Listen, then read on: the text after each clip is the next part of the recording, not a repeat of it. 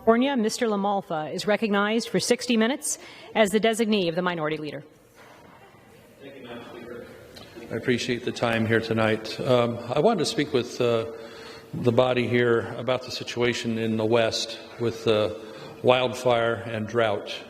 As so many of you know from the news, there's wildfire breaking out all over in the western states. My home state of California has several going on right now. I represent the very north part of the state, the 1st Congressional District, and we have fires reaching the, routinely now the 5-digit mark, including the newest one known as the Dixie Fire. It's over 30,000 acres. My understanding was 11,000 new acres just last night and burning up in the area of the Feather River Canyon. But this is not, unfortunately, news this time of year or in the West. Anything west of the Rocky Mountains pretty much seems to be on the line. What's going on is that for many, many years, we in this country valued, the Smokey the Bear principle of putting out fires when they occur in the forest. And I think we still do value that. But what we haven't done on the back side of that is to manage our forest lands. And so what we've seen in the decades since a good-minded policy, a good intended policy, is that the forests have built up so much fuel, so much damage gets done from all this fuel being built up from fire season. It kind of creates its own drought situation inside the forest there when you have more inventory per acre than what this forest can sustain, especially during a drought period. And so in the West, in California, it's known you're going to have drought years, you're going to have wet years, and it's kind of part of the goes with the program there, And so I'm disturbed that we can't advance the ball more on really the type of forest management we need to be doing. We can sustain X amount of trees per acre, and this is depending on tree type, tree age, the particular landscape, the particular weather pattern in a micro area. But if we're not doing that, then we're going to see this year after year after year. And so U.S. Forest Service has kind of transitioned from not that many years ago, about 1/3 of their budget would go for fire suppression and 2/3 for the good green work, we call it, green harvest, permits, maintenance of forest roads, and all the other things you do in the off-season in order to make the asset protected from fire and also usable to the people, because this is indeed the people's asset. And they're getting less and less access to it because of fire, but also just flat being closed down because of other environmental concerns have been brought up. And that's a key part of the argument here, is that we've had hundreds of thousands of acres burned. I'll just stick with California for a moment here. And simple projects after the fact, when we're talking salvage timber that needs to be removed after a fire, if you do that within a reasonably soon amount of time after a fire, then you can still get value out of that timber if you do it soon. No more than a year would be ideal. But what happens is that when Forest Service goes to try and contract or do some of the work post-fire to remove trees that will be dead or are already dead but still have a salvage value, you could make a timber product out of that, they get sued. The environmental groups come in and sue them saying, oh, we think you're going to take away habitat for the black-backed woodpecker or something like that. And indeed, what has already happened is the environment has been ruined for quite a few years, where the spotted owl might have been, where other owl might have been, where other wildlife have been. You should see some of the horrific pictures of how the wildlife is affected in a fire like this. And these, not just a small, slow-moving fire, but these conflagrations that we have these days that move from treetop to treetop across the whole landscape. And one of the saddest stories you'll see is a rancher just right in my home county of Butte on the east side who wrote the story about how their family had been there for at least 5 generations and longtime ranchers there. And a fire whipped through there and took out so many of their livestock, but also the legacy, the land that they love has been ruined by that fire in eastern Butte County of California last year. So what are we going to do? Are we going to continue to watch this go on year after year after year? I've run legislation to try and make it just a little bit simpler to do a basic, I think, common sense idea of trimming around power lines, moving hazardous trees and foliage away from power lines.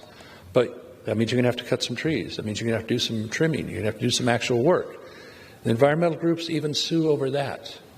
So I'm hearing reports that one of the latest fires might have been where a hazardous tree fell into a power line. Why can't we create a zone around all power lines? The lines are already there. It's not like we're putting in new ones. To make it where there's enough distance around power lines that if a tree does fall, it doesn't fall into them and you get two bad things, a fire and blackouts. So we'll continue in Congress here to try and legislate that way, and I want to convince my colleagues on both sides of the aisle this is very important because we're losing millions of acres every year to wildfire, losing millions of acres of habitat for wildlife, millions of acres of wood products, as you see with wood products spiraling through the roof. It's added $30,000 to $40,000 easily to the cost of a new home because of the high cost of wood products. Anybody's been to any of the vendors to buy a piece of plywood or a 2x4, you know, it affects everybody. It isn't just those building homes. I mean, think about folks that need, you know, for other disasters, our friends that have to suffer hurricanes down there. Where do they get the plywood to be able to board up for that? You know, we have to produce these products. We have to produce them domestically.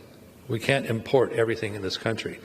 In my real life, I'm a farmer, you know, and we can't continue to have the situation where we're going to rely on imported food or somehow replace our wood products. For some reason, the United States is the #2 importer of wood of all countries. Why are we importing wood when we have so much of an overload, an over-inventory in our western states that we should be employing our people and getting that material out? Now, people are going to be fearful that, oh, you're talking about clear cutting. No, it isn't clear cutting. That's the first thing they want to ask you when you have a press conference or something about it. So you want to clear cut everything? No. We do this in zones. We do this with thinning. You do areas where you might do a 30-acre spot, but then you plant it back, especially on private land. And you can tell what the private land is versus the federal land that is basically almost not managed by flying over it after a fire, or especially 5 years after a fire, when you can see the checkerboard pattern you find so frequently of land ownership in forested areas, that the private lands have already reclaimed, they've already salvaged, they've already started planting back. You can see the green, you can see order coming back to those forests there. In the federal land, you still see the same snags, the same ghost trees, I call them, are there left behind to who knows when they'll ever get around to it. And what does that mean? It propagates the next fire, the next time lightning strikes, or the next one blows through, or the next time there might be some kind of an accident. So I really, really want to get the attention of my colleagues here in Congress, those that regulate the forests, those in the U.S. Forest Service, and those of the American people, their attention to what's going on, because this is not sustainable, it's not good for anything I've talked about with wildlife, the asset the American people own in these federal lands. And we must do something to address some things that might be inconvenient. Cutting some trees, not all the trees. You might have controlled burns during the correct time of year to get rid of some of the slash. But on the positive side, why aren't we using this biomass? Taking this wooded material out here that doesn't turn into a 2x4 or a baseball bat or what have you, and turning that into something useful that we can use to generate electricity. Heaven knows we don't have an oversupply of electricity generated in California. We even saw Texas with a problem last winter. So we're going to need to develop these sources. And that means jobs in these rural communities, jobs cleaning up the forest, and a dependable 24/7 electricity supply, because you can control the fuel. Solar, you don't control the fuel. You have to have a sunny day without clouds or have it not be nighttime. The wind machines, you can't control them either. 24/7 fuel sources, whether it's hydro, whether it's nuke, whether it's natural gas, or biomass using these wooded products we need to use for something positive anyway. We need to put them to work so we have a stable grid. Heaven knows, with all the new demands that are being made by environmental-minded people on more electric cars, getting rid of gas stoves, getting rid of gas water heaters, all for electricity. Where's all this electricity going to come from? We can be generating it with things that come from our forests, with these byproducts, so we need to be putting to work. So I'm just implore everybody that has a role in making a decision around here, in Congress, with our federal agencies, the environmental groups, could you please back off a little bit and let some of this good work happen? And the American people, listen to what we're talking about and encourage those folks that may be timid or not inclined to want to do the type of forest management. Encourage your member of Congress that this has got to be done, because this air quality affects all the West. It's even, last year, some of it even blew back all the way to the East Coast from fires that were happening in California and the West. So we can do a heck of a lot better. And there's just tens and hundreds of thousands, even millions of acres of wildfire affecting our habitat and air quality, and what I didn't get to touch on was water quality as well. And you'll find that when you burn these mountainsides, you burn those slopes, and indeed with so much inventory on hand there of trees per acre and brush and other dead vegetative materials, when this all burns, it burns catastrophically. In a lot of cases you get a moonscape that's left behind. With that, there's a great amount of ash and other material that, because it's on a mountainside, a hillside, that eventually is picked up by the next rainfall and or snowpack. And it washes all down the whole watershed into our brooks, creeks, streams, rivers, and eventually the lakes that we have. And this also creates a toxic environment when you have that much ash material going down and almost actually plugging the lakes, for example. I've talked to folks in the hydroelectric business there that they have to, with all that ash and soil erosion, it's really the soil erosion is a big, big part of that too, so they have to go in and clear the bottom of the lakes in some cases to keep their hydro projects running. Otherwise, you have less electricity being generated, and the cost of all that to the taxpayers, to those water rights holders, etc. So when we talk about wildfire in the West, it isn't just, yeah, we've lost a few trees and, some deer got burned, some mountain lions and bear and all that, which is all really important.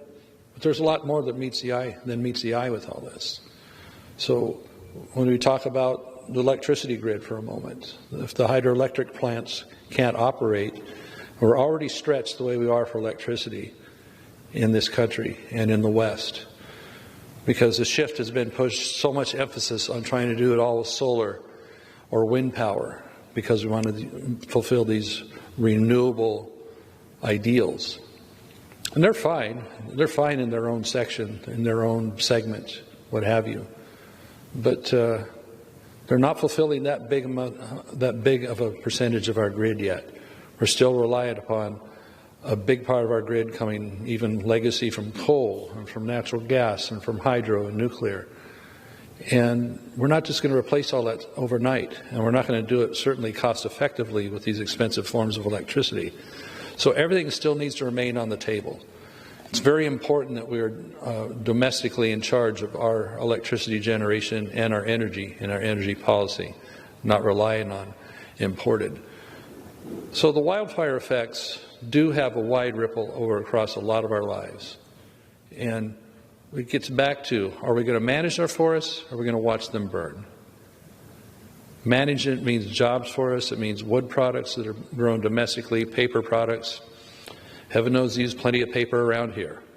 Why not have that product come from something that's going to employ somebody and help make our forest a better place? For the power grid, we're always seem to be on the edge in the hot summer of having to shut off. Indeed, they call it a flex alert in California, where they're asking people to shut down usage of electricity. They already contract ahead of time with large manufacturers like cement manufacturers and others to say, we might need you. They're contracted ahead of time to shut down at a phone call, basically saying, we're going to have to shut you off for the rest of the afternoon, stop that production, stop that work, because the rest of our power grid is going to be in trouble if we don't get these voluntary pre-contracted sign-ups shut down. They're asking regular households to do that. I saw an alert the other day. It's almost hysterical. Asking people to not charge their electric cars between 3 and 9 p.m. Okay, this is at the same time we're getting the bums rush to say, hey, convert everything to electric cars. California's got a mandate to eliminate new combustion engine powered cars by, I think, 2035. Just make it up out of nowhere. No more of those cars. Are we going to have a power grid that can do that? And then, do people want to buy these cars? Is it more than just idealists that want to purchase these vehicles? More that want to just be able to drive in the special high occupancy vehicle lane, that has a sticker on it in California so you can use your car there? Is this what vehicle choice looks like for folks? I'm not against them, but I don't like having things crammed down people's throat either like that. So what are we going to do? Our forests, our energy grid, all these things kind of work together. And I was talking about the fires that break out because the trees and other foliage can come in contact with power lines, or a downed power line might light up a forest as well. We have to be wise about how we're managing these things. Forestry is required that takes that into account. Our power lines, we still need to deliver the power from where it's generated. We have so much hydroelectric power up in my area, yet they want to remove dams. They want to remove the dams. They're making this clean, 100% renewable power up in the Klamath Basin, where farmers this year are getting 0% of their allocation of water. 0. How do you do that to a group of people? Just taking that away. Especially when in the Klamath Basin, these farmers own the water right for that Klamath project that was built by the federal government, and Oregon courts have upheld that water right. Yet the federal government muscles the water away anyhow. Just muscles it away because it thinks it can. Agriculture in California has taken devastating hits on water supply this year. Some districts as low as 5%, even others getting 0. Others getting smaller cuts, but still getting cut. And in our state, we have many crops that we grow over 90% of what the United States uses. Can you imagine? In my area, there's a lot of olives grown, table olives and olive oil. Imagine maybe not being able to get that commodity and have to rely on imports totally for that. Because we don't have a heads-up plan in this country that accounts for what we produce and should be producing. Our wood products need to come from the U.S. Our ag products need to come from the U.S. Our energy, so we can be self-sufficient, needs to come from the U.S. We need to store more water in the western states so we can produce these things, so we can produce hydroelectric power, so we can produce these ag products. Yet we have environmental groups pushing to tear dams out that are already in place, stretching our power grid, stretching the food that comes to your table. Just look them up. How many crops come from California that you rely on nationally that you wouldn't get if they weren't grown there? Or we can turn to other countries to import from. There's a kind of a popular saying or bumper sticker amongst agriculture some years ago: if you like imported oil, you'll love imported food. So at what point are we going to wake up to this? Because environmental groups are doing a lot of winning on this. Yet at the end of the day, what they're pushing for doesn't actually do much to help the species they claim to be saving. The Delta smelt, which is part of the Delta just east of the Bay Area in Northern California. I think since 1992, they've been usurping and taking away more and more water from agriculture, from human use, to run through the Delta in order to try and keep the salinity level low, with the theory that will help the Delta smelt. The population has continually decreased since that time, to where when they're out there doing surveys, they call them trawls. The last several surveys, they haven't found any. They're not finding the species. Yet hundreds of thousands of acre-feet of water and more are just being flushed through the Delta because they still have the biological opinions put out by somebody in government and somebody willing to sue to stop the ability of that water to be used properly for people use, or even a purpose that would be helpful for the economy. Why does it have to be this way? You know, there's a page on Facebook that I would invite everybody to look at and to watch. If you're interested in all where food comes from and why our resources in California and the West are being managed the way they are, but especially with the intent being on our water supply in California, which, you know, California's water supply isn't just important to California. It is important to the whole country. for these fresh fruit and vegetable products, for the nut crops and other things that are produced there that are not produced anywhere in this country otherwise, or in very, very tiny percentages elsewhere. All your almonds pretty much come from California. Yet there's all this rhetoric out there like, oh, the almonds are using all the water, we're exporting all our water. No, the water doesn't actually leave the state. Each almond nut doesn't have that much water in it. It goes back into recharging the groundwater. It goes back into keeping the local economy, growing those trees that replace CO2 with oxygen. I'd like for you to check out this page on Facebook. It's called the California Water for Food and People Movement. A young lady named Christy Diener on there puts out excellent information all the time on all the different aspects of California water and why that's important to everybody. We have possibilities of adding more water supply to our state. We could raise the Shasta Dam, located in Shasta County near Redding, California, far up north. You could raise it 18 feet and augment by about 630,000 acre-feet of additional water supply when you fill the lake. Also, another one called Sites Reservoir, S-I-T-E-S, in the western part of the Sacramento Valley. It's about 70, 80 miles south of the Shasta Dam. That would mean up to 1.5 million acre-feet of water that could be stored there when you fill that project. And those chunks of water would go a long ways towards helping to keep the crops going, as well as people's needs in cities. It's my view, as low as the lakes are getting right now, Lake Shasta, Lake Oroville, Folsom, San Luis Reservoir, where water is transferred to after having been pumped through the Delta, except they can't because the state pumps and the federal pumps are hardly running because they think they're helping the Delta smelt. If these reservoirs are all full, we can go up to 5 years if we're not wasting the water on biological things that don't make sense. We need to do a lot more to augment our water supply so we can keep growing the crops and have an economy, a domestically grown product that is high quality, that people enjoy, and they won't know they're missing it until you can't get it. So if you're seeing good information on that on this Facebook page, the California Water for Food and People Movement, check into that. Because it's at least a counter argument to what you hear all the time in the press and in the news about what farmers are doing, or how water storage is bad, how dams are bad. Dams, you get several good things by their existence. You get stored water for people and ag, as well as water that would not exist in summertime or in the fall that you could help with fish flows. Imagine that. You get hydroelectric generation.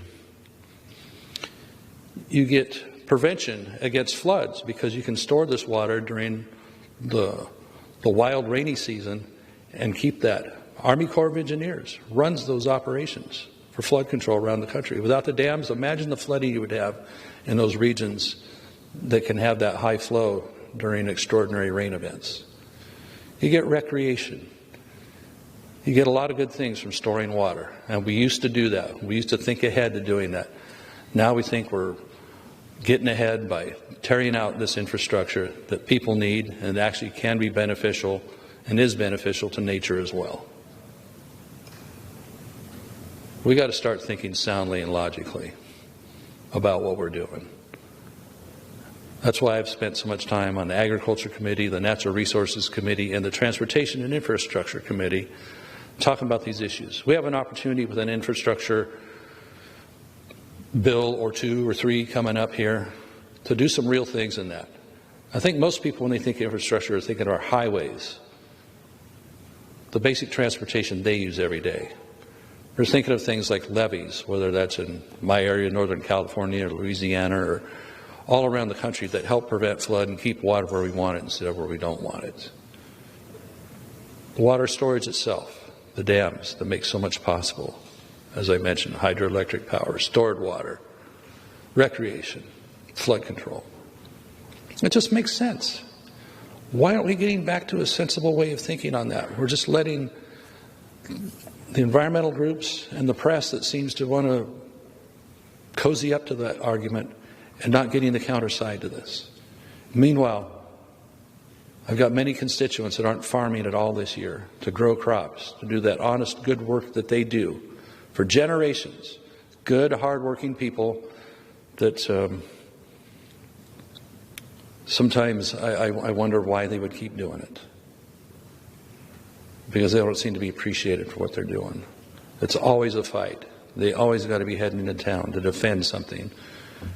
Defend their water supply, defend their land usage, defend against some more regulations thought up by somebody in Sacramento or in Washington, D.C. that really doesn't understand or seem to care about why they do what they do. It makes this hard sometimes, because as a representative, I go back home and I tell them, we're not having any really great answers coming out of Washington, D.C. lately.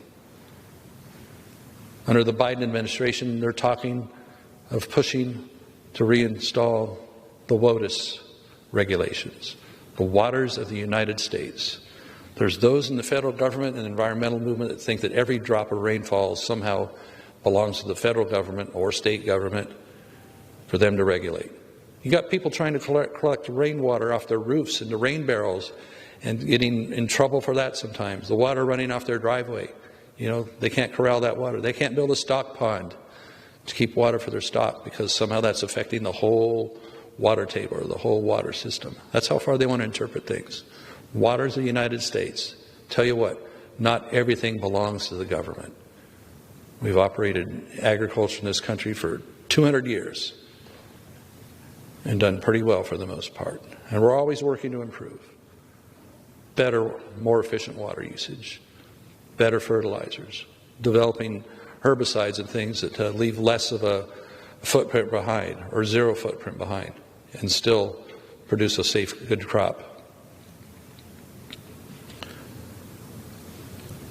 People really should need to be asking questions. Ask these questions of the Biden administration. Ask them of EPA. Ask them in your home states if you see the stuff going on. Where are we going to get our food supply? Where are we going to get our electricity supply? Where are we going to get our wood supply? Where are we getting our fuel from? Enjoy this $4 fuel. Almost $5 I saw on the way to the airport today in Sacramento. It doesn't have to be this way. We need pipelines. We need domestically produced energy. And we can do it ecologically soundly. This isn't new ground. This isn't the 1850s or 1860s when they hydraulic mined old mountainsides and they killed all the buffalo and cut all the trees. We're way smarter than that. Yet you would still think that from the way the media covers it, environmentalists talk about it, and their groups doing their fundraising letters and their fundraising pushes, that it's the 1860s all over again. It isn't. We're pretty wise about how we manage our resources. For our farms, these are our families' legacies. Why would we not take care of them? Why would we not take care of the soil? We do. And we can do it better than any of those folks that, with their wide-eyed ideas that come around and say, oh, we can put your land into a long-term legacy that we help control, and pretty soon you're eating from their hand on how you manage your own farm, how you manage your own land. Or maybe you decide to manage not to farm it for a while. You might be required to farm it anyway because it's now a habitat. Where did all this come from? Don't we trust rural people anymore to make good decisions? Don't we trust these people that work from sun up to sundown, that provide for us from their heart, from their soul? Don't we trust them? Do we trust bureaucrats in D.C. or Sacramento or other state capitals? I don't, not anymore. We got to do better. And it's going to take the American public getting behind this, not just politicians here, not just ones locally, because sometimes they're hesitant to, they're afraid to. We have to be bold, and we have to be loud about that, and we have to speak up every 2 years at election time if they're not doing it. Because we're in big trouble right now. If California doesn't get above average rainfall next year, I don't see how much of agriculture is going to be in business. The lakes are getting to be a record low pretty soon. If California is not farming nearly to the percentage of what it does, it will affect everybody in this country. They'll see it. They'll see it in prices. They'll see it in availability. Look at the store shelves already. How hard it is to keep certain things on the shelf when you go in and ask for it and it's not there. Restaurants, you ask for certain menu items. They're not even there. I went through a drive-thru the other day. Half the items weren't available. What is going on? On production, yeah, we know it's been a year worth of COVID, but production of basic hard items, car parts, any other manufactured item, nobody's going to work, or nobody can get the resources mined and shipped and made into an end product that people need. We've got to wake up here. What is going on? That the means of production, we're either exporting it or we're shutting it down. We're putting the clamps on it. Heaven knows, $6 trillion of out of thin air spending last year because of the COVID mess. And yet trillions and trillions or more are being proposed and sought to be spent upcoming, things that are not going to produce a rebounding, stronger economy, but instead fulfill political goals. What are we doing? They're still pursuing high-speed rail in California, something the voters were told would cost $33 billion when it was voted on, I think, in 2008. $33 billion the voters were told. That price now is over $120 billion. It's only partially done. It's going to stop in an orchard somewhere around Bakersfield and go to another town in the northern part of the valley there. It won't even be a full rail line. For that $120 billion price tag, we could build 3 large dams and lakes. And California wouldn't even be worried about water supply once those were built and filled. Yet we chase these boondoggle things either to fulfill campaign promises or some kind of idea of what something will be green and environmental. You know, we're not going to have the resources we need the way we're going to fulfill the power grid for the amount of electricity that needs to be produced. We're not going to have it. We're going to wake up someday with electric cars that won't go and appliances that won't turn on because of short-sighted thinking. Do the math, folks. We got to do the math and hold accountable to the people that are spreading this misinformation. And if it doesn't just seem right or sensible to you, trust your little voice. Trust your instinct on that. Because when this stuff doesn't add up, you're probably right. It doesn't. I've seen it enough around here to know it doesn't add up long term.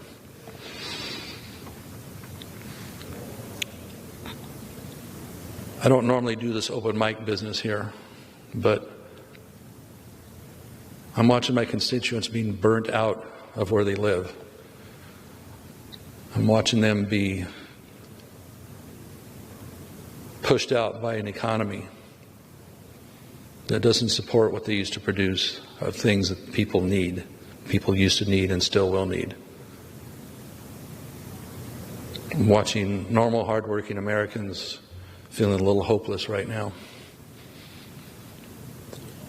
And I don't feel great about it because there's not more I can do as one of 435 in this room to help fix it. But we get up every day, we try. We try and get this message out. That's why I use this microphone.